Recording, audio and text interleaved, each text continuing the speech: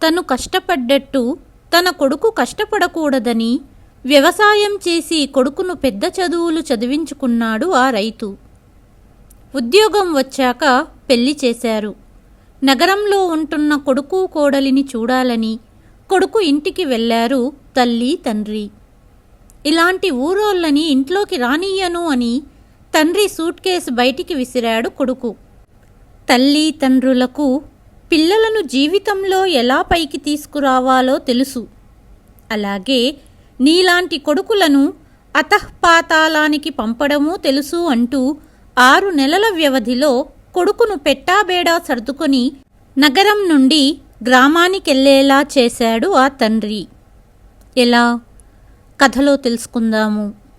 అందరికీ నమస్కారం. తెలుగు వాయిస్ ఛానల్కి స్వాగతం. ఈనాటి మన కథ 6 నెలల వ్యవధి. పెద్ద గండం తప్పింది అనింది అప్పుడే ఇంటికి వచ్చిన అనిత. ఏమైంది అనిత? నీ స్నేహితురాలికి సెండాఫ్ ఇవ్వడానికి బస్టాండ్ వెళ్ళావు కదా, అంత కంగారు పడుతున్నావెందుకు? అడిగాడు భర్త రాకేష్. అసలు విషయం తెలిస్తే నాకంటే ఎక్కువ కంగారు పడతారు మీరు అన్నది అనిత. అవునా, ఏంటా విషయం? అడిగాడు రాకేష్. స్నేహను బస్టాండ్లో సెండాఫ్ ఇచ్చి తిరిగి ఇంటికి వస్తున్నాను. అప్పుడే బస్టాండ్ బయట మీ అమ్మా నాన్నలను చూశాను. వాళ్లకు కనపడకుండా ఉండడానికి కాసేపు బస్టాండ్ లోపల నిలబడ్డాను. కానీ మీ అమ్మా నాన్నకు అడ్రస్ తెలీదు కదా, అందుకే ఆటో వాడితో ఏదో మాట్లాడుతుండగా వాళ్లకు కనపడకుండా దాక్కొని వచ్చాను. అందుకే ఇంత ఆలస్యమయ్యింది అనింది అనిత. ఏంటి, మా అమ్మా నాన్న మళ్ళీ వచ్చారా? ఎన్నిసార్లు చెప్పినా సిగ్గు లేకుండా వస్తూనే ఉన్నారు. సరే రానివ్వు, వాళ్ళు అంత ఇష్టంగా వచ్చినప్పుడు అక్కడే ఫుట్పాత్ మీద ఉండనివ్వు అన్నాడు రాకేష్. పొరపాటున మన అడ్రస్ వెతికి ఇంటికి వచ్చేస్తే అనింది అనిత. అయ్యో అనిత, అంత భయపడకు. ఈ మహానగరంలో ఈ జన్మలో మన అడ్రస్ కనిపెట్టలేరు. అలాగే అమ్మా నాన్నలకు మన కొత్త ఇంటి అడ్రస్ కూడా తెలియదు కదా అన్నాడు రాకేష్. మీకు మతి పని చేస్తుందా లేదా? ఇంటి అడ్రస్ తెలీదు కానీ ఆఫీస్ అడ్రస్ తెలుసు కదా. సరాసరి అక్కడికి వెళ్ళి ఇంటి అడ్రస్ తెలుసుకొని ఇక్కడికి వస్తే అనింది అనిత. అనిత, నా పర్మిషన్ లేనిదే ఆఫీస్ వాళ్ళు ఇంటి అడ్రస్ ఇవ్వరు అన్నాడు రాకేష్. కానీ వీళ్ళు మీ తల్లి తండ్రి అని తెలిస్తే ఖచ్చితంగా ఇచ్చేస్తారు అని భయమేస్తుంది. నాకసలు అర్థం కాదు, వీళ్ళు మనల్ని ఎందుకు వదలరు? మన ప్రాణాలు తీస్తున్నారు ఇద్దరు ముసలోళ్ళు అనింది అనిత. అంతలోనే డోర్ బెల్ మోగింది. రాకేష్, అనిత ఇద్దరూ ముఖాలు చూసుకున్నారు. కొంపదీసి వచ్చేశారా అన్నాడు రాకేష్. కాదండి, పాలవాడు వచ్చే టైం అయ్యింది, నేను చూస్తాను ఉండండి అని డోర్ తెరిచింది అనిత. ఎదురుగా తన అత్తామామలని చూసి నోరు తెరిచి చూస్తూ నిలబడిపోయింది.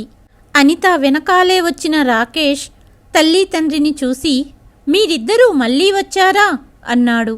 అవును బాబు, కోడలు మేము వచ్చినట్టు చెప్పలేదా అన్నారు తండ్రి రాంప్రసాద్ గారు. నేనా? మీరు వచ్చిన విషయం నాకెలా తెలుస్తుంది అనింది అనిత.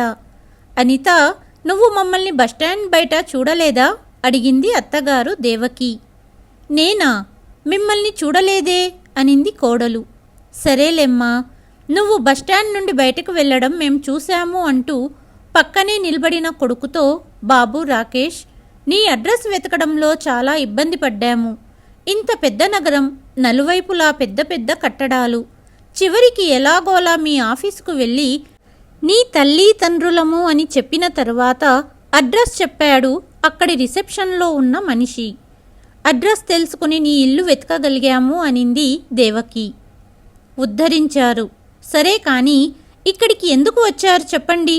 నా జీతంతో మా ఇద్దరికీ నెల గడవడమే ఇబ్బందిగా ఉంది. మీ ఇద్దరికీ ఆత్మాభిమానం ఉందా లేదా? చివరిసారి ఇంటికి వచ్చినప్పుడు ఇంకొకసారి తిరిగి రావద్దని చెప్పాను కదా.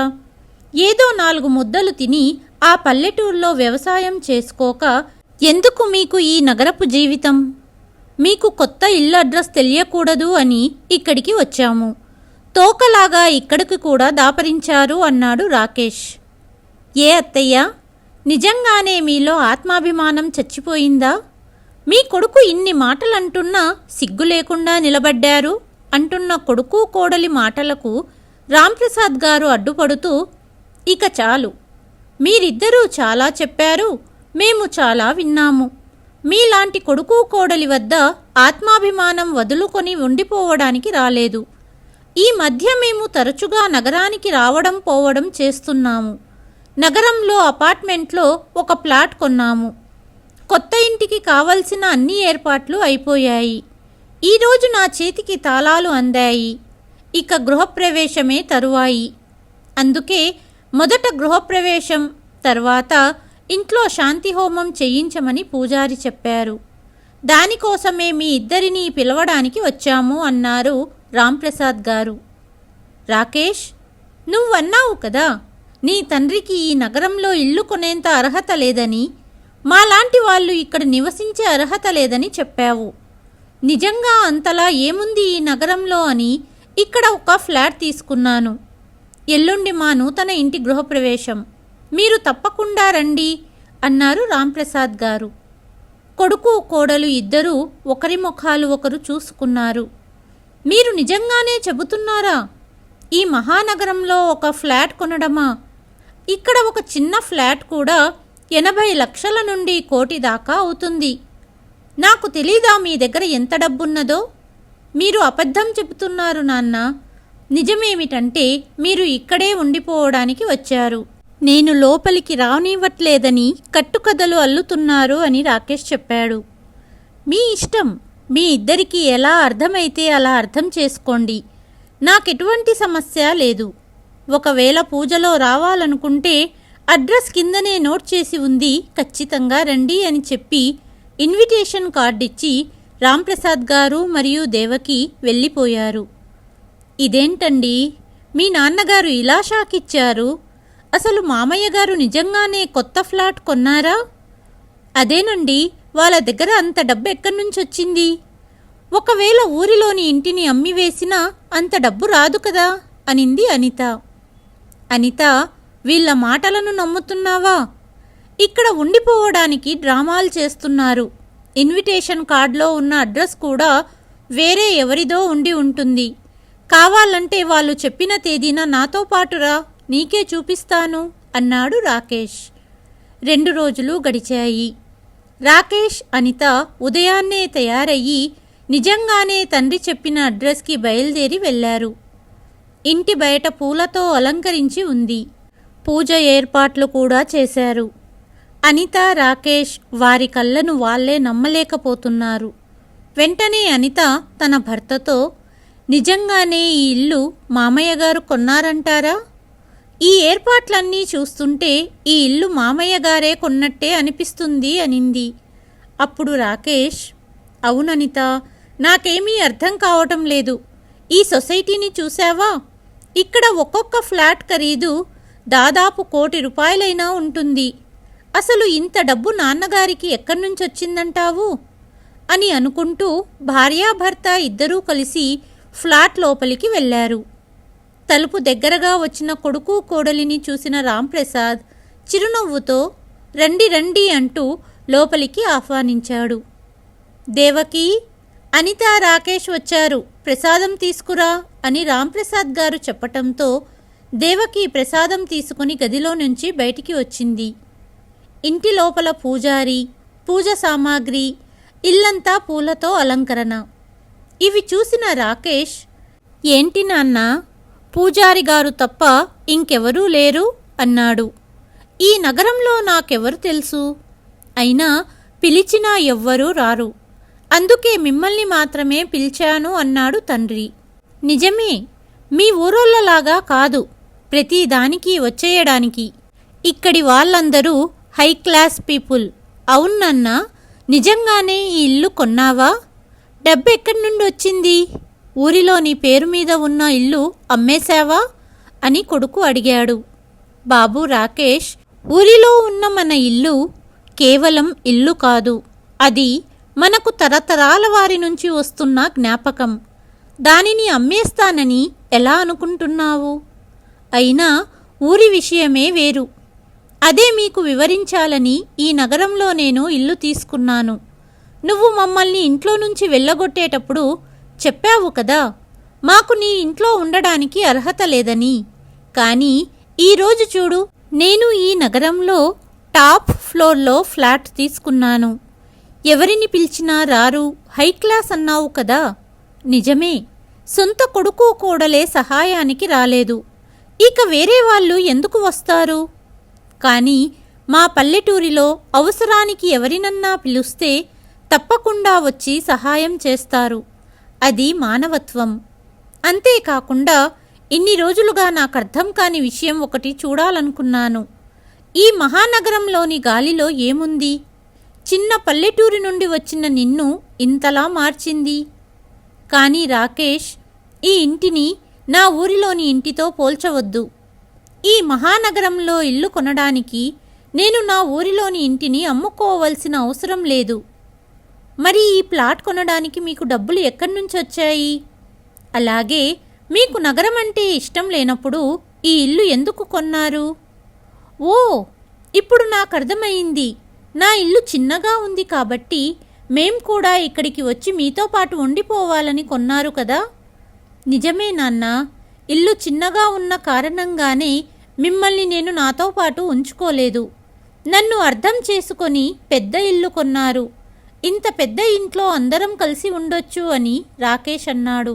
దాదాపు సంవత్సరం క్రితం తల్లి తండ్రిని ఇంట్లో నుంచి వెళ్ళిపోమన్న కొడుకు తండ్రి కొన్న పెద్ద ఇల్లు చూసి తల్లి తండ్రికి ఇంత గౌరవం ఇస్తున్నాడు. ఒక వ్యక్తి ఇంత నీచ స్థితికి ఎలా పడిపోతాడో నాకు తెలియడం లేదు.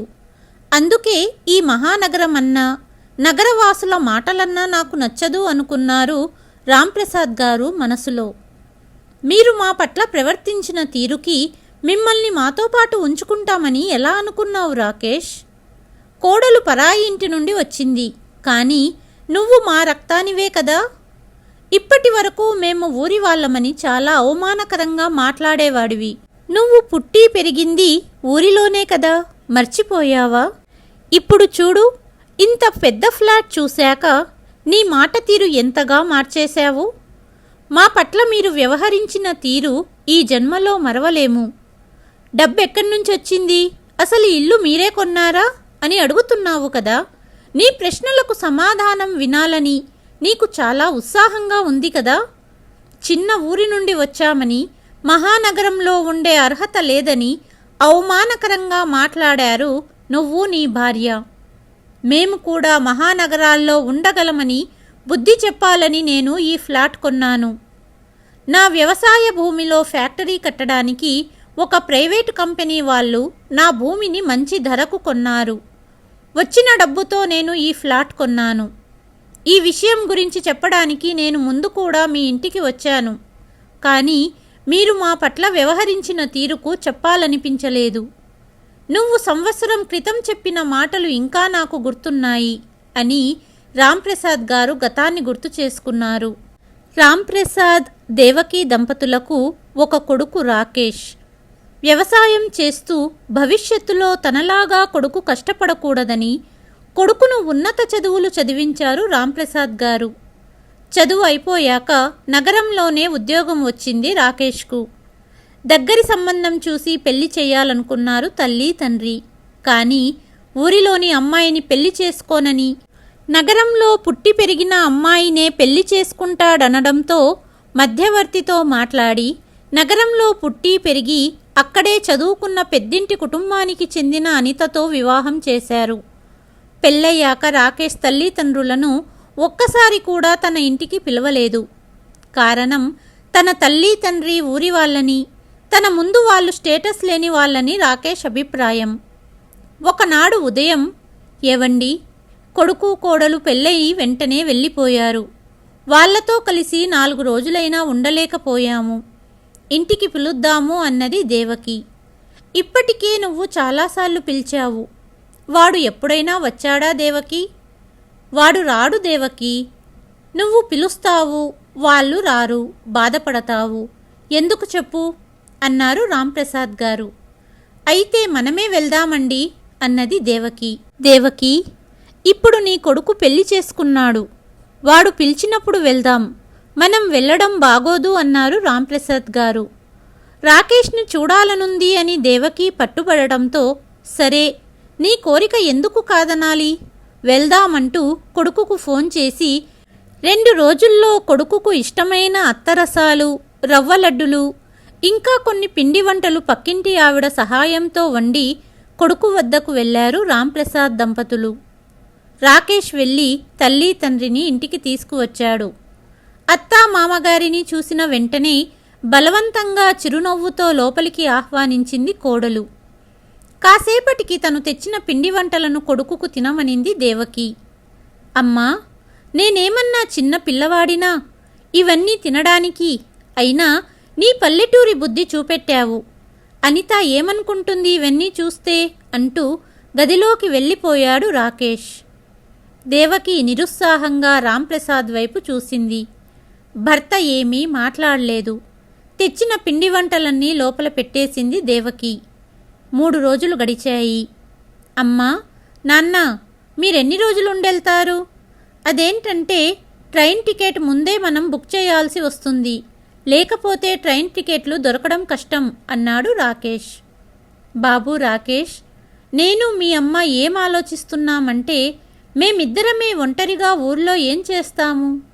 నాకు ఊరిలో ప్రస్తుతానికి ఎటువంటి పని లేదు. మేం కూడా మీతో పాటే ఉండిపోదాము అని ఆలోచిస్తున్నాము. ఈ ఇల్లు కొంచెం చిన్నదిగా ఉంది, అందుకే అంటున్న తండ్రి మాటలకు అడ్డుపడుతూ, మీకు ఇల్లు చిన్నగా ఉందని తెలిసి కూడా ఈ ఇంట్లోనే ఉంటామని ఎందుకు చెబుతున్నారు? అనిత చెబుతూనే ఉంది. మీ అమ్మా నాన్న వెళ్ళెట్టు లేరు, తిని కూర్చోవడానికి అలవాటు పడ్డారు, ఇంకెందుకు వెళ్తారు అని తను చెప్పింది. నేనే నమ్మలేదు. కానీ నాన్న, మీ ఇద్దరికీ నేను కొద్ది రోజుల సమయం ఇస్తున్నాను. ఎంత తొందరగా అయితే అంత తొందరగా మీరు తిరిగి వెళ్ళే ఏర్పాటు చేసుకోండి అన్నాడు రాకేష్ కోపంగా. కొడుకు నుండి ఈ మాటలు విన్న రాంప్రసాద్ మరియు దేవకీ గారు చాలా బాధపడుతూ ఆత్మాభిమానం చంపుకొని ఇక్కడే ఉండనవసరం లేదని ఎలాగోలా వెంటనే టికెట్ బుక్ చేయించుకోవడానికి ప్రయత్నించారు. కానీ వారం తర్వాత టికెట్ దొరికిందని రాకేష్ తండ్రితో, నాన్న, ఇక ఇక్కడ ఉన్నంత వరకు ఎలాగోలా నేనే మిమ్మల్ని భరిస్తాను, కానీ ఊరెళ్ళాక దయచేసి మళ్ళీ ఇక్కడికి రాకండి అన్నాడు. ఏమీ మాట్లాడకుండా మౌనంగా ఉండిపోయారు రాంప్రసాద్ గారు. మౌనంగా గదిలోకి వచ్చిన భర్తతో, వీడు ఇలా మారాడని తెలుసుకోలేకపోయాను. నా వల్లనే మీరు మాటలు పడవలసి వస్తుంది, క్షమించండి అన్నది దేవకి. ఆ మరుసటి రోజు నుండి అనిత వ్యవహార శైలి కూడా చాలా మారింది. అత్తగారితోనే ఇంట్లో పని మొత్తం చేయించేది. ఒకరోజు ఉదయమే అత్తగారు కోడలితో, అమ్మా అనిత, ఈరోజు ఎందుకో నాకు ఉదయం నుంచి ఆరోగ్యం బాగోలేదు, ఒళ్ళంతా చెమటలు, గుండెలో దడగా అనిపిస్తోంది. ఈ రోజుకి వంట నువ్వే వండు అన్నది దేవకి. ఇక్కడికి వచ్చిన కొత్తలో ఇంటి పనంతా చకచకా చేసేవారు. ఎప్పుడైతే మీ కొడుకు ఇంటి నుండి వెళ్ళమన్నాడో అప్పటి నుంచి ఆరోగ్యం బాగోలేదని సాకులు చెప్పడం మొదలుపెట్టారు అనింది అనిత. అలా ఏమీ లేదు అనిత, నిజంగానే నా ఆరోగ్యం బాగోలేదు. ఇది చెబుతూనే దేవకి కళ్ళు తిరిగి పడిపోయింది. అత్తయ్య కింద పడిపోగానే, ఏవండి, మీ అమ్మగారు కింద పడిపోయారు అంటూ భర్త రాకేష్ని గట్టిగా పిలిచింది అనిత. ఆ శబ్దానికి గదిలో నుండి రాంప్రసాద్ గారు పరిగెత్తుతూ వచ్చారు. రాకేష్ కూడా కాసేపటికి వచ్చాడు. తన భార్య పరిస్థితి చూసి భయపడిపోయిన రాంప్రసాద్ గారు, చూస్తున్నావేంటి రాకేష్, అంబులెన్స్ని పిలువు, మీ అమ్మని తొందరగా హాస్పిటల్ తీసుకెళ్ళాలి అన్నారు. నాన్న, మీరు కాస్త ఆగుతారా? అమ్మ కాస్త కళ్ళు తిరిగి పడిపోతేనే ఎందుకంతలా అరుస్తున్నారు? మొహం మీద కాస్త నీళ్లు చెల్లండి, అమ్మకి మెలకువ వస్తుంది, మీరు జరగండి అని తన తల్లి మొహం మీద కాస్త నీళ్లు చెల్లాడు రాకేష్. కానీ దేవకీ గారికి మెలకువ రాలేదు. అది చూసిన రాంప్రసాద్ గారు, బాబు రాకేష్, తొందరగా అంబులెన్స్ని పిలువు, నాకెందుకో చాలా భయంగా ఉంది అన్నారు. నాన్న, పిలవగానే వచ్చేయడానికి మీ ఊరనుకున్నారా? మీకు తెలుసా ఇక్కడ ఆసుపత్రికి ఎంత ఖర్చవుతుందో? ఆస్పత్రి బిల్లు కట్టేలోపే నా సంపాదన మొత్తం అయిపోతుంది అన్నాడు రాకేష్. రాకేష్ చెప్పిన ఈ మాటలు విన్న రాంప్రసాద్ గారు రాకేష్ అంబులెన్స్ పిలిచేట్టు లేడు అనుకుని వెంటనే తన భార్యను 2 చేతులతో ఎత్తుకొని ఇంటి నుండి బయలుదేరారు. కనీసం తండ్రికి సహాయానికి రాకుండా రాకేష్ చూస్తూ నిలబడ్డాడు. అంతలో అనిత, మీ నాన్నగారు ఏదో కోటీశ్వరుడిలా మీ అమ్మగారిని తీసుకెళ్తున్నారు. చూద్దాం ఏ హాస్పిటల్లో మీ అమ్మగారిని చేర్పిస్తారో అన్నది పొగరుగా. తండ్రి వెళ్ళిన తర్వాత రాకేష్, అనిత కలిసి అనిత తల్లిగారింట్లో పార్టీకి వెళ్ళారు. రాత్రి 11 గంటలకు తిరిగి వచ్చారు. అప్పటి వరకు రాకేష్ తల్లి గురించి ఎటువంటి సమాచారం తెలుసుకోవాలని ప్రయత్నం చెయ్యలేదు. కాసేపటికి రాకేష్, అనిత వారి గదిలో నిద్రపోతున్నప్పుడు ఇంటి బెల్లు మోగటంతో అప్పటికే అలసటగా ఉన్న రాకేష్, ఈ టైంకి ఎవరు అని కోపంతో బయటికి వచ్చి తలుపు తెరిచాడు. ఎదురుగా నిలబడిన తన తండ్రిని చూసి, ఓ మీరా, ఇంత రాత్రివేళ ఇంటికి చేరుకున్నారేంటి? ఇప్పుడు మీకు సమయం దొరికిందా? అమ్మని శ్మశానంలో వదిలేసి వచ్చారా అన్నాడు. కొడుకు నోటి నుండి ఇలాంటి మాటలు విన్న రాంప్రసాద్ గారు, ఛీ, ఇలాంటి కొడుకు కోసమా నేను జీవితాంతం కష్టపడింది? అసలు నువ్వు ఇలాంటి మాటలు ఎలా మాట్లాడగలుగుతున్నావు రాకేష్? పిల్లల కోసం తల్లి తండ్రి ఏదైనా చేయడానికి సిద్ధపడతారు. కానీ పిల్లల నోటి నుండి ఇలాంటి మాటలు విన్నప్పుడు ఎందుకు బ్రతికి ఉన్నామా అనిపిస్తుంటుంది అన్నారు రాంప్రసాద్ గారు. ఆపండి మీ నాటకాలు. ఇలాంటి ఎమోషనల్ డైలాగ్స్తో ఏం సాధించాలనుకుంటున్నారు? మీరు వారం తర్వాత వెళ్ళిపోతారు అనుకున్నాను, కానీ ఇప్పుడు అమ్మ ఈ నాటకం మొదలుపెట్టింది. నాకు ఇప్పుడు మీ ఇద్దరూ వేస్తున్న నాటకం అర్థమయ్యింది. మీరు ఇక్కడే ఉండిపోవడానికి ఎంతకైనా తెగించడానికి తయారయ్యారు. కాబట్టి మిమ్మల్ని ఇక్కడ 1 వారం రోజులు కాదు కదా, 1 సెకండు కూడా నేను ఇంట్లో ఉంచలేను అన్నాడు రాకేష్. అంతలో ఈ గొడవ అంతా వింటున్న అనిత మామగారి సూట్ కేస్ తెచ్చి భర్తకు ఇచ్చింది. ఇదిగోండి మీ సామానులు, వెళ్ళిపోండి ఇక్కడి నుండి అన్నాడు రాకేష్ సూట్ కేసు బయటికి విసురుతూ. చావు బతుకుల మధ్య కొట్టుమిట్టాడుతున్న మీ అమ్మ ఆస్పత్రిలో ఉంటే అమ్మ ఎలా ఉంది అని అడగడం పోయి అమ్మ నాటకాలు చేస్తుంది అని చెబుతున్నావా? మీ అమ్మకి ఉదయం హార్ట్అటాక్ వచ్చింది. వెంటనే నేను ఆస్పత్రికి తీసుకెళ్ళలేకపోతే ఈరోజు నేను నీ తల్లిని కోల్పోయేవాడిని.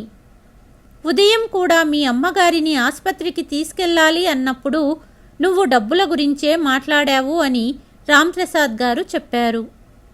నిజంగా అమ్మ మరణించి ఉంటే నా తల మీద నుంచి ఒక పెద్ద భారమైనా తగ్గేది. అయినా బ్రతికుండి మీరు ఏం చేస్తున్నారు? ఇద్దరూ నా తల మీద భారంలాగానే మారారు కదా. ఇద్దరిలో ఒకరు చచ్చినా అప్పుడు ఒకరి నుంచైనా నాకు విముక్తి కలిగేది అన్నాడు రాకేష్. ఈ మాట విన్న రాంప్రసాద్ గారు కళ్ళ నుండి వస్తున్న కన్నీళ్లతో వెనక్కి తిరిగి తన సూట్ కేసును తీసుకొని, చాలా బాగా బుద్ధి చెప్పావు బాబు.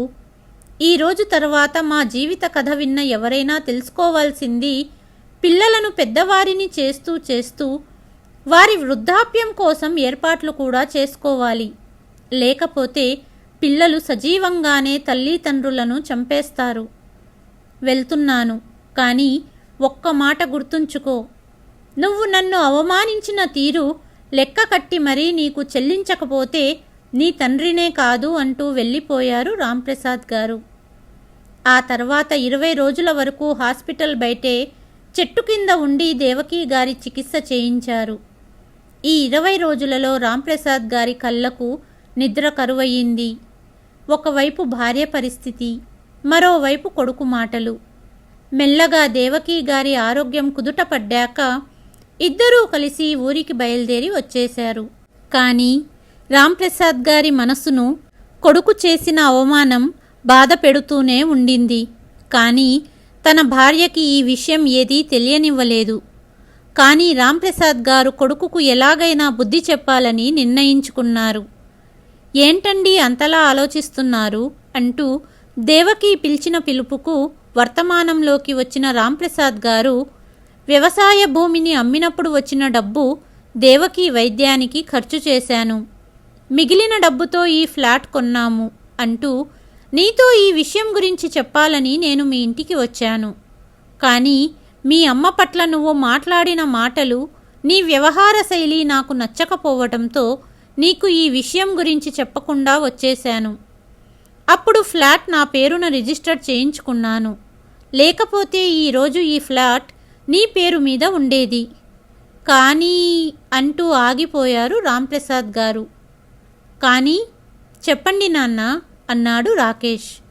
ఇప్పుడు కూడా ఈ ఫ్లాట్ నువ్వు దక్కించుకోవచ్చు, కానీ ఒక్క షరతుకు నువ్వు మంజూరు కావాలి అన్నారు రాంప్రసాద్ గారు. రాకేష్ ఆశ్చర్యంగా షరతా? అదేంటి నాన్న అన్నాడు.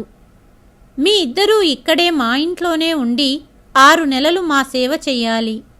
అది కూడా ఎలాంటి వేతనం ఆశించకుండా.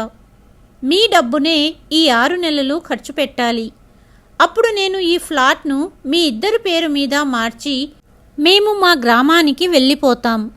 నిజం చెప్పాలంటే నాకు ఈ నగరంలో ఉండడం కంటే నా గ్రామంలో ఉండడమే ఇష్టమన్నారు రాంప్రసాద్ గారు.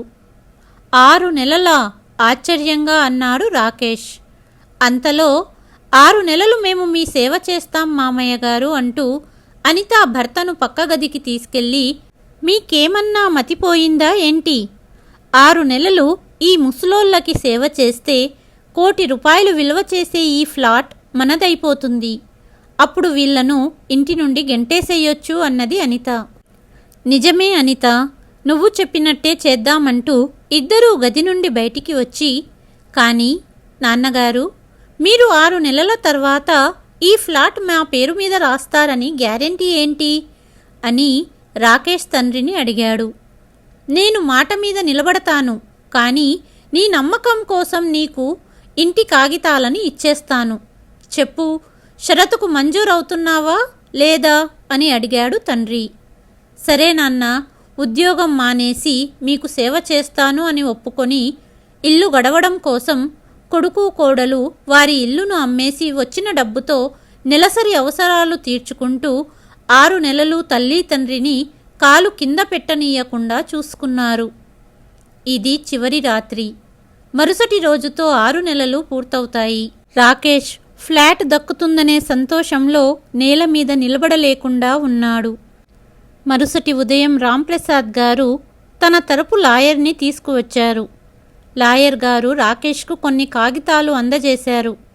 అంతలో, బాబు రాకేష్, ఆ ఇంటికి వెళ్ళేటప్పుడు ఇంటికి కలర్ వేయించుకో. చాలా సంవత్సరాల క్రితం కలర్ వేయించాము కదా, ఇల్లంతా పాతపడిపోయింది అన్నారు రాంప్రసాద్ గారు. ఆ ఇంటికి వెళ్ళేటప్పుడా?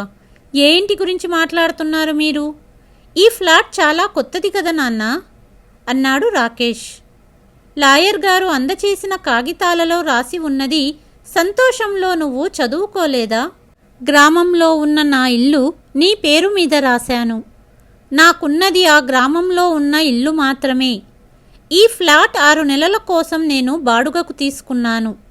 నగరంలో నివసిస్తున్నాను అనే మీ అహంకారంతో తల్లి తండ్రిని దారుణంగా అవమానించారు. నీ అహంకారాన్ని అణచివేయాలని నేను ఇదంతా చేశాను. ఇప్పుడు గ్రామంలో నివసించడం తప్ప మీకు వేరే మార్గం లేదు అన్నారు రాంప్రసాద్ గారు. నువ్వు చాలా బాగా నటించావు, కానీ నా మీద పగ తీర్చుకోవాలనే తపనతో నీకు నువ్వే మోసం చేసుకున్నావు నాన్న. నువ్వు ఇంత మూర్ఖుడవవుతావని అనుకోలేదు. ఇప్పుడు ఊరిలో ఇల్లు నా పేరు మీద ఉంది. నా పేరు మీద ఉన్న ఇంట్లో నిన్ను కాలు పెట్టనిస్తానా? ఈ వృద్ధాప్యంలో ఎక్కడ ఉంటావు అన్నాడు రాకేష్.